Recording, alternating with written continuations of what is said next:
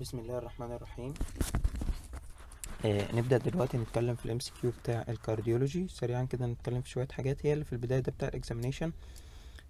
فبرضو كلام فيه كلام شوية كويس في الايميجنج، فممكن نقرأه بسرعة. بيقول لك أول حاجة الابروبيت كاف سايز. أنا عندي لما باجي أقيس الضغط عند الأطفال الصغيرة بيبقى ليهم كف معينة غير الكف اللي هي بتاعت الكبار، بختار حجم معين. فأنا بختار على حسب السايز، بحدد اللينث بتاع الكف، بقيس الطول بتاعها والويدث بتاعها. المفروض ان يعني هي دي عموما، حتى يعني هي مش موجوده في الكتاب النظري، بس على حسب يعني سريعا دي انا جايبها من على النت. ان انا عندي بحاول ان انا اختار الويدث ده بيكون نص او يعني 40% او اقل من السايز بتاع الميد ارم سيركمفرنس، اللي هي الديستانس بين الاكروميون والاوليكرينيون، اللي هي يعني ده عندي الارم بتاع الطفل اهو، وده القلبه. فالارم دي باجي في النص هنا، ده الميد ارم سيركمفرنس. لو هو 15 سنتي فنلاقي ان 40% منه او اكتر بيبقى اللي هي الاجابه دي من 6 الى 7.5. طيب بيقول لك لو عندي ثريل في السوبراسترنال نوتش هيجي مع ايه، او امتى بلاقي ثريل في السوبراسترنال نوتش؟ اولا لو عندي سيفير بالمونري ستينوزس بسمعه في الحته دي، لو عندي اورتيك ستينوزس او بالمونري ستينوزس. الكواركيتيشن واللارج بي دي اي حاجات مميزه جدا، بالذات البي دي اي مميز قوي الصوت بتاعها في السوبراسترنال نوتش. اما لو عندي مايترال انكومبتنس ده بيكون مسمع اكتر في منطقه الايبكس، لكن مش هيكون عندي في منطقه السوبراسترنال نوتش. فده كده بالنسبه لتاني واحد اللي هو الثريل في السوبراسترنال نوتش، مالوش علاقه بالمايترال انكومبتنس. طيب dullness to the right side of the sternum is due to.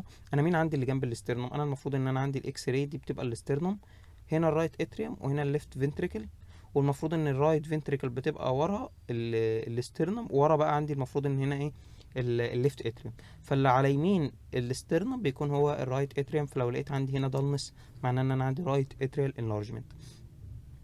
طيب بعد كده لو انا عندي بيقول لك بقى ريكاردنج حاجات بقى ترو فولس، دي كتير او ترو فولس وبتراجع نقط مهمه، يعني هي عدد كبير. طب بيقول لي اس 1 ده كان اللي هو بيبقى بتاع الكلوجر اوف مين، الميترال والترايكاسبيد اللي هي الايفي فالفز، يبقى دي صح. طيب اس 2 از بروديوس، اس 2 ده كان بيبقى اثناء الكلوجر اوف السيميليونر فالف مش الاوبننج، يبقى ده اس 2 بتاع السيميليونر فالف بس بتاع الكلوجر بتاعها لما بتقفل الاورتيك والبرمونري فالف. طيب الاس 3 ده كان بيبقى بروديوسد امتى؟ ده كان بيكون في الايرلي دايستول. الاس 3 ده احيانا بسمعه في مرحلة الفنتريكولار فيلينج، لما بيكون الفنتريكل بيتملى، تمام، مش هي معكوسة هنا، تمام، هنا ده العكس. اما الاس 4 ده اللي بسمعه في الرابid فنتريكولار فيلينج والاتريال كونتراكشن، ده في الليت دايستول. يعني من الاخر كده الاس 3 ده بسمعه في المرحلة اللي هي الباسيف فيلينج اوف ذا فنتريكلز، اما الاس 4 ده بسمعه في الاكتيف فيلينج اوف ذا فنتريكلز. طيب بعد كده بيقول لي لو عندي low pitched sounds as S3 و S4 are best heard. اللو pitched sounds زي ال S3 و S4 دول بيتسمعوا بالبيل اوف ذا ستيثوسكوب، اللي هي الحته الصغيره اللي احنا الستيثوسكوب عندنا الدايفرام، والحته اللي هي الصغيره الدايره الصغيره اللي عكسها. فاللو pitched sounds زي S3 و S4 بيتسمعوا افضل بالبيل اوف ستيثوسكوب دي. لكن الهاي pitched ميرمرز زي البنسستولوك ميرمر اللي هو بتاع الميترال انكومبتنس ده بيكون افضل يتسمع بالدايفرام. احنا بنسمع عامه الميرمرز الهاي بيتشد، حتى لما بنسمع الفي اس دي والحاجات دي بيتسمع افضل بالدايفرام بتاع الاستيثوسكوب، اللي هي الحته اللي غالبا بنستعملها اكتر حاجه بنستعملها في الاستيثوسكوب.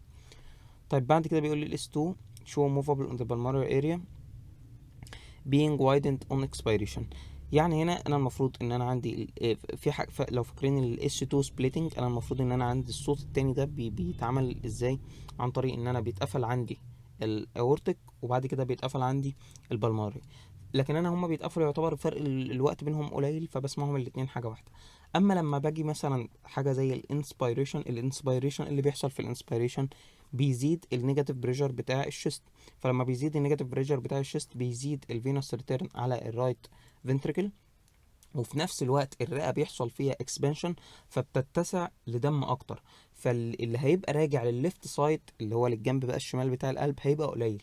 فاللي بيحصل هنا عندي حاجتين: اللي راجع للشمال قليل فالاورتك بيتفتح ويخلص الدم بتاعه بسرعة فيقفل بدري عن ما كان بيقفل، والبلمونري بقى راجع دم اكتر للرايت سايد اوف ذا هارت فبقى بيقفل او على ما بيخلص الدم متاخر عن الطبيعي. فاللي بيحصل ان الاس 2 ده الاورتيك كومبوننت بقى بيحصل بدري عن الطبيعي، هو ده حاجه فسيولوجيكال انسبيريشن عادي يعني، بس هو بيقفل بدري. والبلمونري كومبوننت بيتاخر شويه، فبيحصل عندي سبليتنج بزياده، بيبقى في وايدنج في البلمونري او الاس 2 ساوند، بيبقى في وايدند او سبليتنج. ده بيحصل لو عندي بقى زياده في الفلويد او الفينوس ريتيرن اثناء الانسبيريشن، فعندي الاكسبيريشن دي هتكون غلط. بيقول لي بقى لو عندي وايد فيكسد سبليتنج اوف اس 2، بيقول لك باثوجنوميك اوف اس دي. صح، هي فكره الفي اس الاي اس دي ايه؟ ان انا عندي الاي اس دي ده مثلا الهارت اهو، معلش بقى على رسمي، ده الليفت فنتريكل. لو في هنا اي اس دي، الدم هيعدي من الليفت فنتريكل هيروح من الليفت اتريوم عفوا للرايت اتريوم، لان الضغط هنا بيكون اكتر، فهيفضل الدم راجع لهنا، فاللي واصل للرايت اتريوم الرايت فنتريكل عفوا هيبقى اكتر. فرجعنا لنفس النتيجه، ان انا عندي هنا الدم بقى بيوصل اكتر وهنا الدم اقل، فهي نفس فكره الانسبيريشن، فيبقى عندي widening of S2. طيب بعد كده بيقول لي decreased او delayed closure of B2. B2 ده يقصد بيه اللي هو ال S2 البلمونري كومبوننت، اللي هي ال closure of pulmonary semilunar valve. بيقول لك is associated with pulmonary stenosis. صح، انا عندي في البلمونري stenosis بيكون في الدم بياخد وقت على ما بيعدي، فبياخد وقت، بيكون فيه decreased و delayed. اولا هو بيقفل ببطء، وبعد كده برضو بيبقى الصوت بتاعه اضعف. ليه؟ لان احنا سريعا يعني هو ميكانيزم برضو في ناس بتقول مش دقيق قوي، ان انا عندي اصلا لو عندي ستينوزس فالفالفات اصلا قريبه من بعضها، فلما بتيجي تقفل مش بتعمل صوت شديد قوي. تمام. فده كده بالنسبة للبلمونري ستينوسيس، بيكون أولا الدم طالع بطيء فبياخد وقت، فبيبقى عندي ديليد كلوجر للبلمونري، وفي نفس الوقت بيكون قافل بضعف كده، فبيكون عندي decreased أو يعني low sound. طيب بعد كده نيجي للجزء بتاع بيقول لك recording cardiac auscultation، برضو بالنسبة للأصوات بيقول لك S1 ده loudest وسنجل at the apex، وده بتاع الميترال فالف كلوجر. صح، أنا اللي بسمعه غالبا عندي الأبيكس بيبقى مسمع للميترال فالف، هو اللي بيبقى أعلى.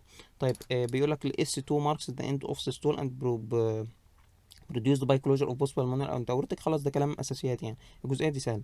on the aortic area both components of S2 are clearly heard with aortic closure. غلط، انا المفروض اللي بسمعه اصلا، احنا قلنا لو انا بسمع على الاورتيك اريا اللي هسمعه افضل،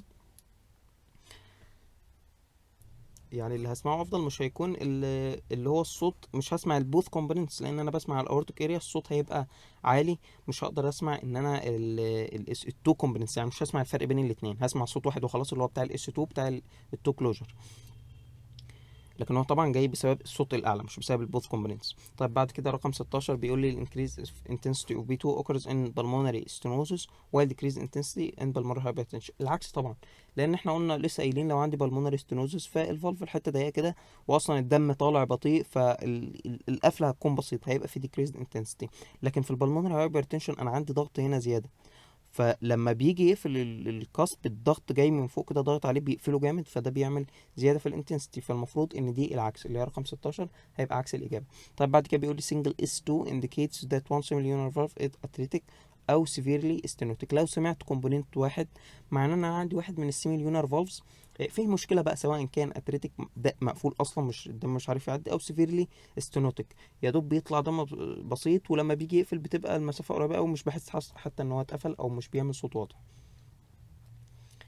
ده كده بالنسبه للجزئيه دي. طب بعد كده بيقول لك underlying origin of precordial murmur. precordial murmur احنا عارفين منطقه البريكورديوم دي اللي هي يعني بتكون على الليفت سايد، منطقه البريكورديوم الاريا اوف ذا هارت اللي مفيش فوقيها اللنج، الحته دي اللي بتبقى على الليفت سايد اوف ذا ستيرنم، بتبقى يعني مثلا لو دي الاسترنم بتبقى في الحته فيها كده من تحت البريكورديوم. فبيقول لك بسمع فيها ايه الحاجات اللي موجوده هنا. اولا ده كان منطقه الليفت فنتريكل، دي كانت منطقه احنا كنا بنقول على الرايت سايد الرايت اتريم، وهنا الليفت فنتريكل. فبيقول لك هنسمع ايه في الحته دي، هنسمع مثلا لو عندي incompetent valve او leaky valve، ولا لو عندي ال abnormal communication between both ventricles زي مثلا VSD او SD، طبعا موجود هنا. برضو لو فالف الفالفات بتتسمع كويس على الاريا دي، او برضو هنا بيكون عندي الترايكاسبيد اريا، فبرضو بسمع هنا بشكل كويس.